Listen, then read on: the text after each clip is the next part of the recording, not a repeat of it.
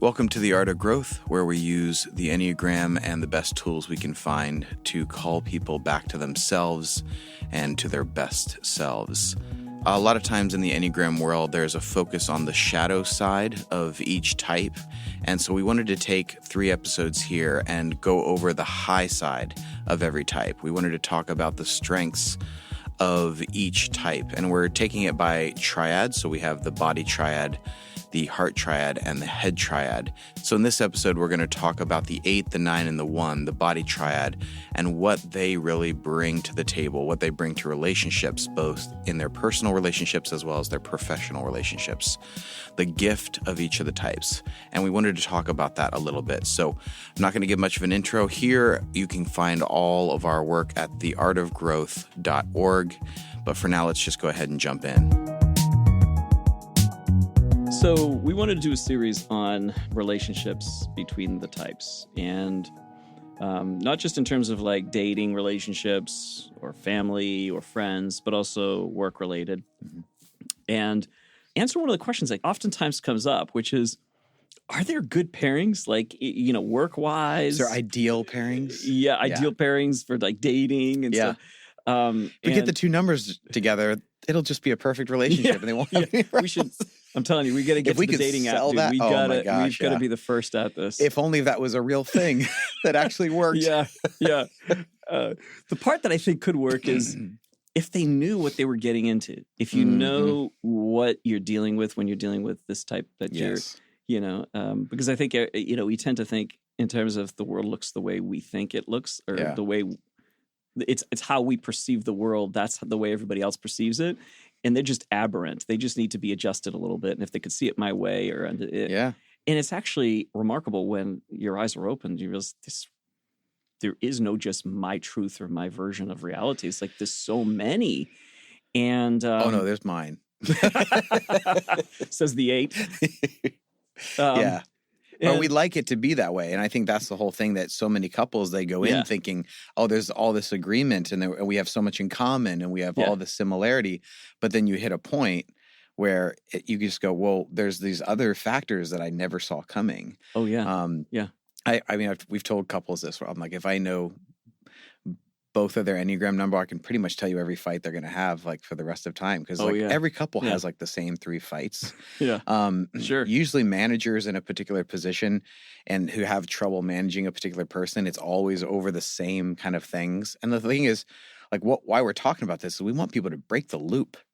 I was just thinking when you were describing that, like, I just had a corporate client and just starting to describe what's happening at the workplace. And once we did the typing and figured out their types, it was, well, of course that's happening, And if you understand what's going on, the reason why you two are having these conflicts has to do with your type. And by the way, guess what? Every pairing that looks like this has roughly the same issue. And so there's sort of like, well, that normalizes it. In one sense, that makes it easier for me because it normalizes it. Right? Totally. So that was funny. Yeah. So I was just thinking that when you said that. So where are we going to jump in today? So I think we should talk about, first of all, to just maybe deal with that ideal pairing.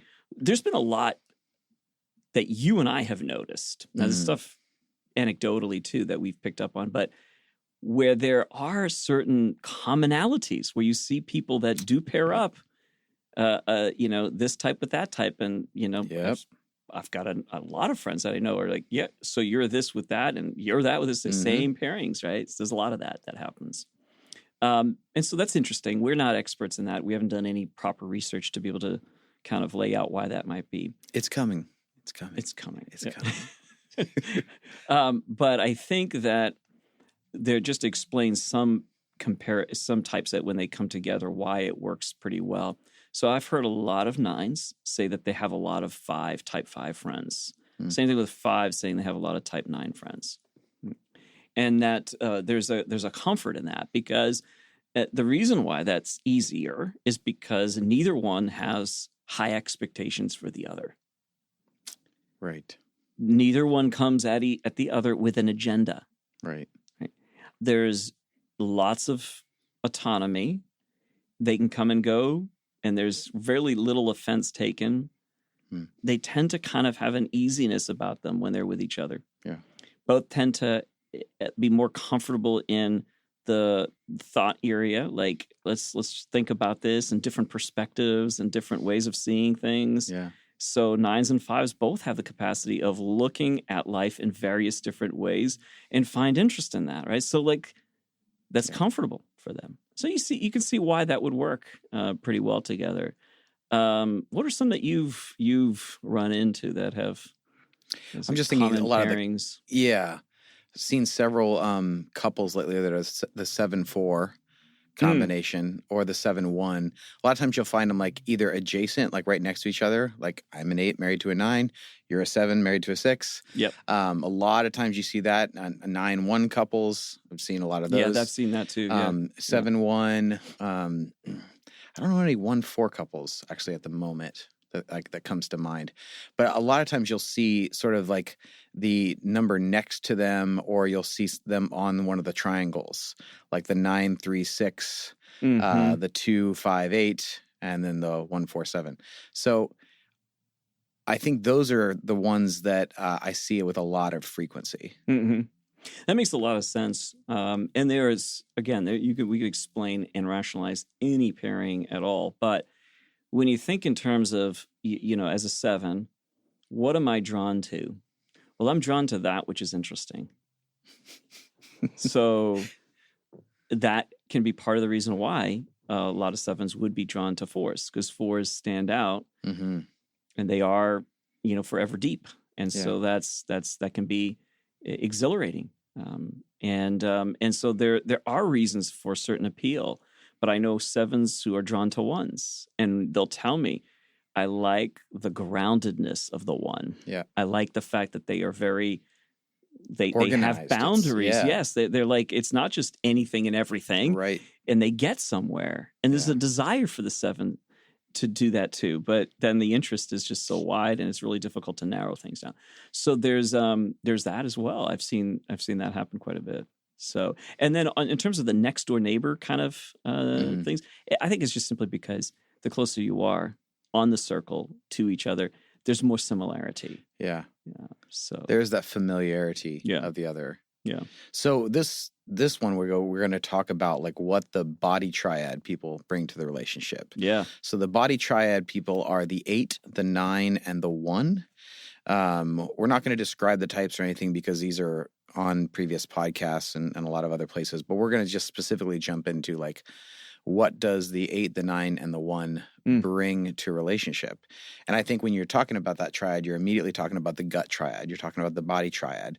People who have this do mentality. There's a do and action first kind of a thing, which is the 8 is the very going to do a lot of intensity, a lot of energy. The 9 kind of represses that a little bit more. And then, but the 1 has like its own expression of it. But like, where do you want to, how do you want to jump into like what these types? Well, I think first of all, here's why we're doing this, why we're having a conversation about what do the types bring? What do they bring in the workplace? What do they bring at home? What do they bring with their friends? There's so much attention that's given to what's wrong, what's not working. Yeah. The shadow side, what goes wrong with this type, what's wrong with this person. And a lot of times other people because that's where the problems arise, right? Yeah. So people pay attention to what's the problem we have to solve. And when it comes to the 8, what's the problem we have to solve? The 9. But we're trying to really pull out the high side. Like, what does this type bring?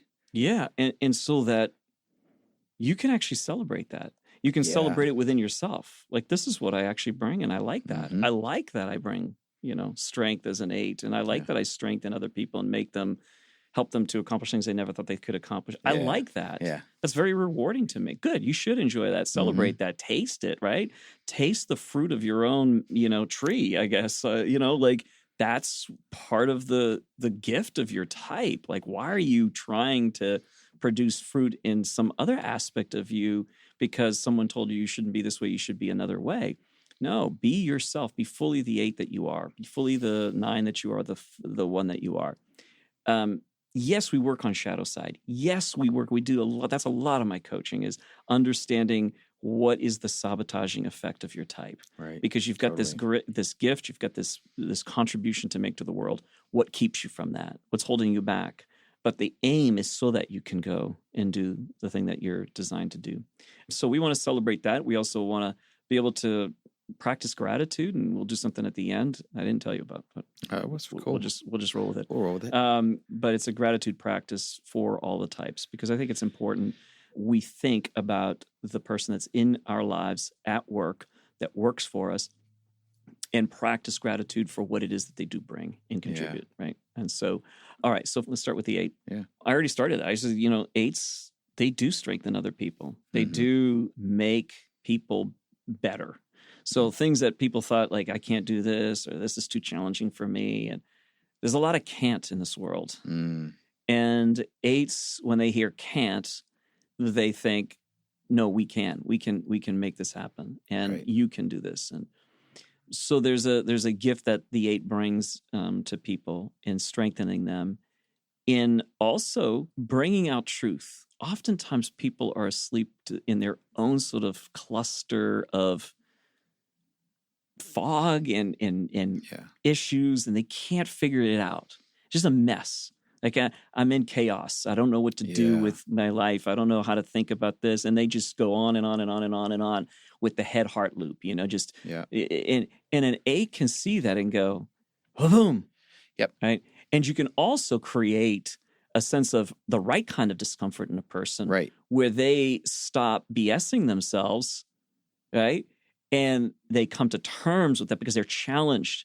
And if you know how to do it cleverly as an 8, not like all 10 of your energy, right, but like put the pressure, the right amount of pressure on somebody to cause them to see what they're lying to themselves about, or not intentionally, but just in the fog.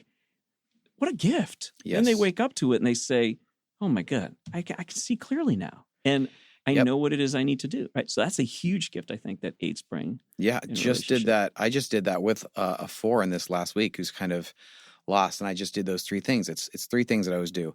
It's, well, here's your clear right action. I'm going to give you the urgency to do it, but I'm going to also make you feel like you can do it. And I'm going to give you the empowerment to know you can do it. And I think that's so much of what the 8 energy brings. It just throws all the 3 of those things are like always, even if it's hard, I think, for sometimes 8s to always see for themselves, but for in talking to someone else, for an organization that doesn't know how to get through, it's like, no, this is the thing we need to do. Here's the urgency to do it. And here's the you can do it. They need to include some of the other types if they're going to figure out all the steps, but they can do that, but they can do those 3 things really well. Yeah. Yeah. Again, this is where you have a gift. You're not going to bring in the sort of emotional tenderness and nurture that some people want, right? That's not your gift, nor should you bring it, because it just doesn't, that's not necessary. I have a friend that he's been a friend of mine for 20 something years, and he is the poster child for type 8. I mean, just full of energy, driven, hard, but has always been super honest and truthful with me, and has been probably one of the most helpful people in my life. His ability to do that, I have deeply appreciated, even though he doesn't bring that sort of like, if I'm at all like, oh, I'm just struggling right now. I'm having it's not like he doesn't say, oh, geez, I'm so sorry. There's none of that. It's like he'll listen and go, dude, life sucks. Yeah. That's hard. Yeah. And then it'll be like, here's what your problem is. It makes it very clear to me. Here's what your problem is. Here's what you need to do. Yeah. And when I act on it, generally he's right. It's pretty accurate. And I have done many things in my life as a response to that, and it has worked. And then I let him know, because I think it's important for him to know that. So anyways, 8s bring, I think, those things that is really remarkable. It's been said so many times, 8s also bring a sort of, if there's an obstacle, companies trying to break through a particular barrier for growth, it does need the 8 energy. It does need that strength. 8s are also protectors, and so you're going to protect and guard, and so that's also a gift for those who need protection, legitimately need protection. There are people in this world who are incapable of protecting themselves, and 8s will do that. I know an 8 who's become super wealthy at a young age through really hard work, And his greatest joy right now is a foundation that helps kids that he started, the really innocent, and that's the greatest joy for him. He celebrates that. That brings him so much happiness, right? Yeah. So that's the one of the gifts that the eights bring. Yeah, Justice, leaning into the fighting innocence. for justice. Totally. Yeah, fighting for the right things, and having the energy to do it. Yeah. I think that's so much of it is like that intensity and energy to get something done is just such a huge gift. So that's the 8. Yeah. I mean, there's so much more, but we'll Sure. pause there because otherwise I'll just keep going and going. Yeah. But the 9, let's talk about the 9, because the 9 is the one that I oftentimes find has the hardest time seeing their contribution and gift to the world. Yeah. Well, that's the core of the 9, is that they have a hard time seeing themselves. They have a hard time seeing their value. But what other people notice in the 9's value right away is, one, they make people feel comfortable. They make people feel like welcome and included. They're so good at just saying, like, you as you are is welcome in this space. There's an empathy and an acceptance there that is really unique to that type. There's such a gift for the seeing and loving of the other. Mm-hmm.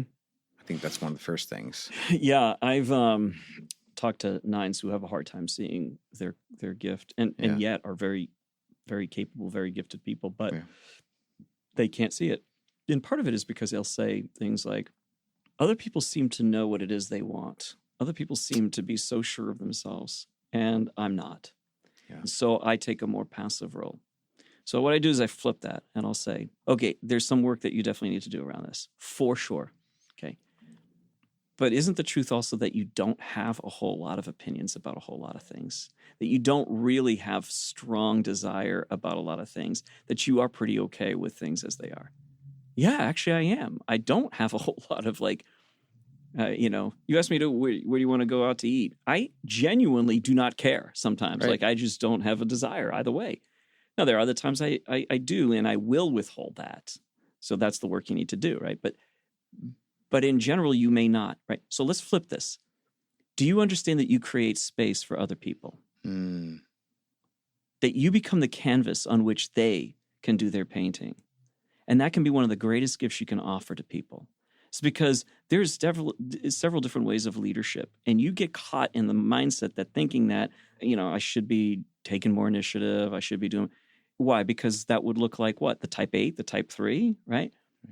But that's not your way of leading. Your way of leading is just as effective if you'll notice. And I was speaking to a particular leader. That's why I'm referencing leadership when I was saying this. And I said, imagine you bringing out the best out of the group, bringing out their thoughts, their feelings, their ideas. And then you can bring all that and synthesize it and bring it into a cohesive whole, right? And then you move forward. Yes. How powerful is that? Yes. You've just brought not just your leadership idea, but the whole group's ideas, and you've been able to bring them from dissent and disagreement to unity. That's one of the gifts you 9s have. That's a remarkable bit.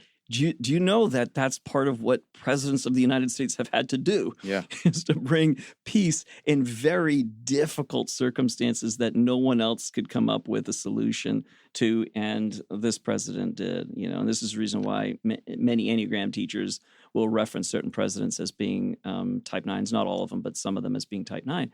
And I think it's just an incredible ability to do so and to be okay that just because you don't always have an agenda and an idea and a thought, that means that somehow you're one down from everybody else. Yeah, or that you have nothing to contribute. Totally. It's invitation leadership.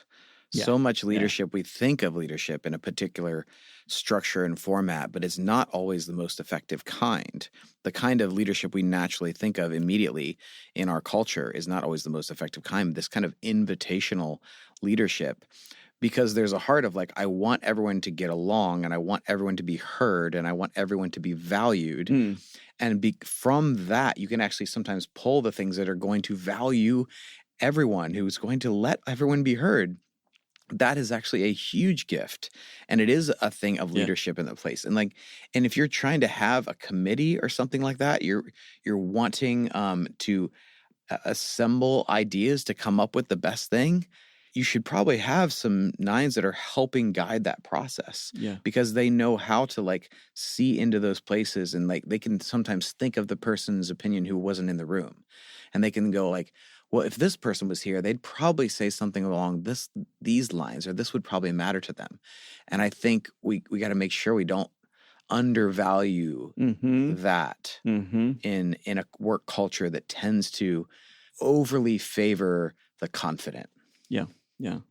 The other thing I want to make sure that we say, both about the 8, the 9, and the numbers that will follow, is that you have to learn, and maybe I'll say this more towards the end, but you have to really learn to accept the limitations as well as the gifts. Like, that's okay. As I was joking about, the 8 will never bring that tender, nurturing from the heart space kind of touch. That's okay. That's who you're in a relationship with. Learn to love their strength and be okay that they will never be this kind of other person that you would like. And that's true for the 9. And that's mostly true, I think, for us to learn to do that to ourselves. Like, I'm okay with this is my contribution. I'm a peacemaker. As a 9, I'm going to tend to be the person that creates comfort in the environment, that seeks to create comfort in me, but also can create comfort in the environment. Just become aware that that's your gift so you can become more intentional about it, right? Totally. Yeah. Limitation is a gift because it provides room for the other. Yeah. Well said. Yeah, I'll say it again. Very well said. Limitation is a gift because it provides room for the other. Yeah. And I think that's so important when we're talking about anything that anyone brings. They have something they need you to bring. Yeah, absolutely. So the type 1, classically called the perfectionist or the reformer, is sometimes, the negative part, of course, is that, why are you such a perfectionist? Why do you need to get things done so perfectly? They get a bad rap for that. Get a bad rap pursuit. for it. And the self-criticism, sometimes, some ones, not all ones, but some ones actually criticize other people as well. That can be very difficult for them as the type that tends to be seen from that lens of being a bit more negative, because they see what's imperfect and they see what needs to be made right. But the type 1 brings duty and excellence and responsibility to teams and to relationship. And they don't accept that, well, this is just as far as we can go with it, or this is just good enough, or, why bother working on ourselves? Who we are is who we are. Ones have this drive to know you can be better. You can improve. And not only do they have that confidence, but they set about doing it and working hard on self-improvement. And I think that's such a gift to those people who, a lot of folks don't think that they can. They don't think they can do any better. They don't think they can get something that is really done right. And so when a 1 brings that to the team, to other people, there's a pride that people can walk away with that, I did this really well. Inspired by this type 1 who showed me that I could, and I did, and I feel really good about myself. There's also a sense in which ones can bring a moral fortitude to things. Yeah. It's like, there is a right and there is a wrong. Like, yes, there are a lot of things that are perspective, for sure. Sure. But there's also right and wrong. And there is also... Especially when you're dealing with taxes or something. there is. Totally. I mean, this is where the justice piece comes in for them. Like, this is not right that these people are being treated this way. That's wrong. Right. And by the way, not only is it wrong, there's something we can do to improve that, and we can make it better. Ones have this incredible capacity to imagine what is possible. They have the hardworking capacity to execute it. And of all the really hardworking, the types we typically think of as like really hardworking, they don't take shortcuts. And I think that is a huge benefit when you're talking about certain kind of relational connection, and you're talking about certain work environments. Like, they are a huge asset in that capacity. If they're in the right seat, yeah, they are imagining what's possible. They're working hard to get there, and they're not taking the shortcuts. If there's something that needs to be done that is critical, it's a matter of this will either work or will completely be a disaster. Mm-hmm. And it could be very dangerous and can produce some significant problems. Put a 1 in that role, because that one won't quit. They will not quit until it is done right. If it matches their own values, their own internal values, they'll own it and they'll take charge and they'll work hard at it. So yeah, the 1 brings that to relationships. So we need to value that, welcome that, appreciate that. I've talked to ones about loving their inner critic recently. It's interesting because there's this, a lot of literature, a lot of material around not feeding the inner critic, which is important for ones not to do that. So it's all that in the literature I think is really good. But there's this other side to it that love the inner critic because it's never going to go away. Don't feed it. Don't feed it by constantly trying to be perfect, without thought. That's the problem is, again, every type does its thing without thought. And you really, that when you bring in not the the thought, reaction version. not the reaction, not the compulsion version, but really thought through, discerned, this is the right thing I need to do right here, right? Yeah. So, but the inner critic can be a tremendous gift to them because it points out, you can do this a little bit better. You can. And I heard a type 1 say, yeah, my inner critic is also a good friend because it's helped me to really do good at my work. And so I appreciate it. It's a complex thing there, but I think it's welcoming that inner critic for you as a type 1 in that specific sense that it does help you to improve, but to understand also not to feed the beast for sure. So anyways, the positive side of it and the strength that ones bring, I think, is that you do have a vision for how things could be better, that idealistic vision that then you really work hard at bringing to pass. And so, yeah. And there's so many amazing things in the world that would not exist were that energy not present. That's right. And I think that's a really important thing to remember, because when you move away from seeing the shadow side and you see, well, this is what the gift of this has actually brought, there's a lot of things that you appreciate in your life currently that exist because of that. Mm-hmm. Yeah. And I think we have to remember that. Yeah. So this part, we're going to have some music playing for you in a moment. And this will be an opportunity for you to take a few moments as you're driving home, driving to work, whatever it is that you're doing in this moment. We're going to take just a few minutes to do this, and it's something you can do right here, right now. And so if you would just tune in as best as you can. If you can close your eyes, close your eyes. If you need to keep them open, go ahead and do so. But tune into that person in your mind's eye who's the 8 in your life. And maybe somebody that's close to you, somebody that works for you, somebody you work for, somebody you're married to, a child, a parent, a classmate. And at times you feel the frustration, even maybe in this moment, as I mentioned, the type 8, with maybe their forcefulness, maybe their opinionated ways and how they can trigger you. And yes, acknowledge that in this moment. Don't reject it, acknowledge it. Now see if you can move past that in this moment and see the broader picture of who they are. That they also bring this incredible gift. So you to the world around them. And this gift of protecting, this gift of challenging and making you stronger. This gift of giving you ways to move forward, to get out of your stuckness and to accomplish, to achieve. And if you can just see them in that way and notice that gift again. And in this moment, just say thank you. Just breathe that in and breathe it out. Thank you. Thank you for that gift that you bring to my life.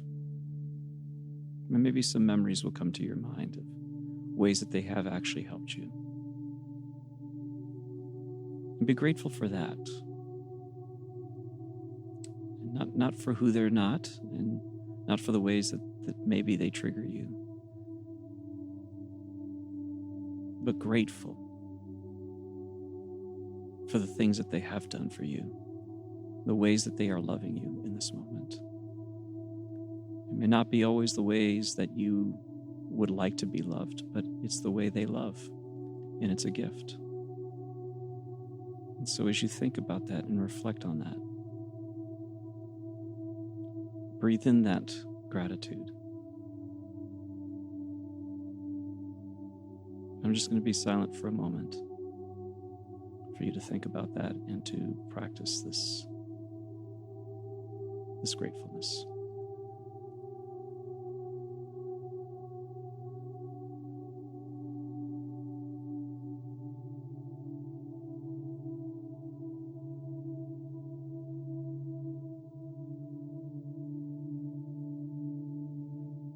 As you think about the 9 that is in your life,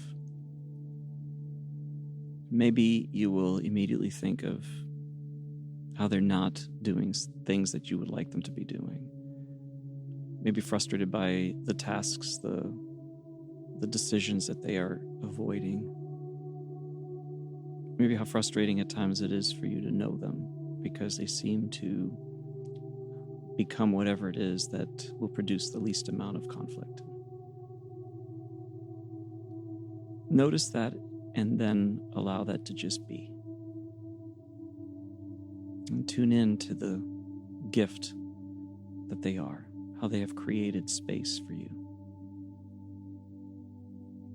how they do love to see the world from your perspective, from your eyes,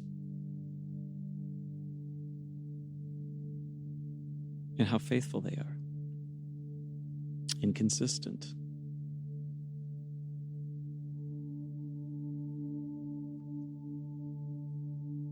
And see if you can be grateful for the warmth that they do bring to the environment.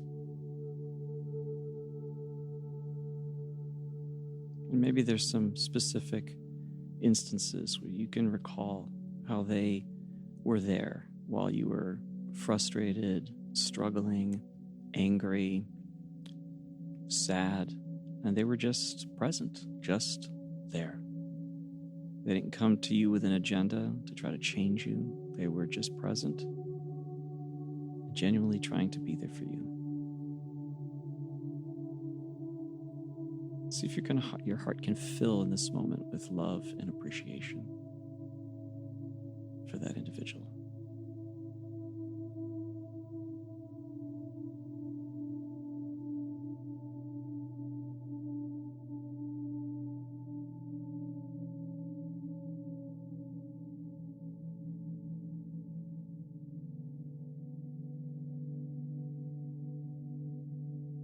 Good. See if you can bring your attention to the 1, the perfectionist.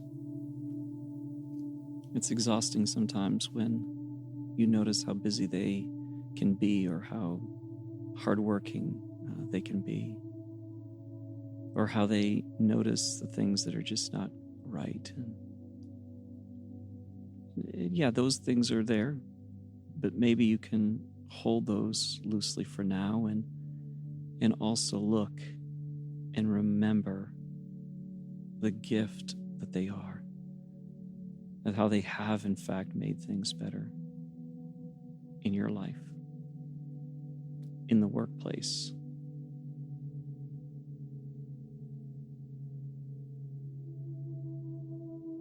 Notice how they continue to work on themselves, trying to improve themselves.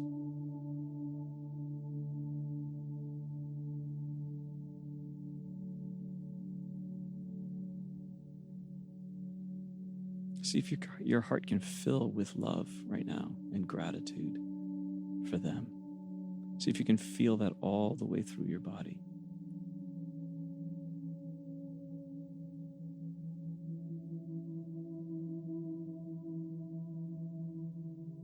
Maybe bring to mind some specific situations where you've seen that gift at work.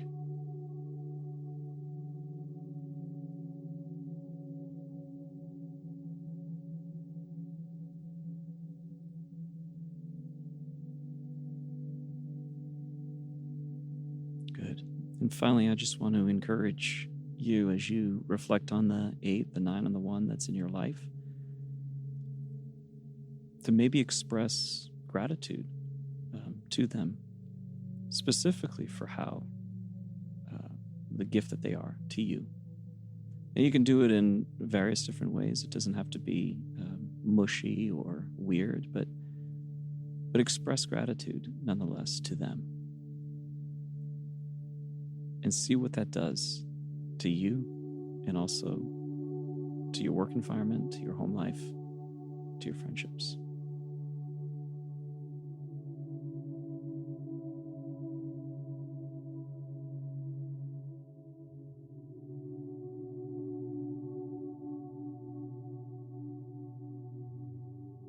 So thank you so much for joining us today. Hope you are able to more appreciate these energies, these types of people in your circle, and that we can assist with that in a little way.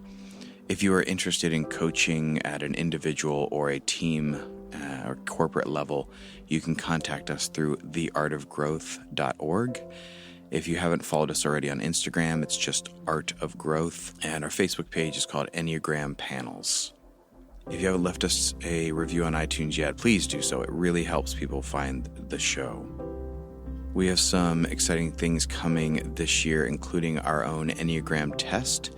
And if you are interested in being a part of the beta team that is helping us as we develop the final stages of it here, you can join our email list on our website, theartofgrowth.org, and you can be one of the first people to take it.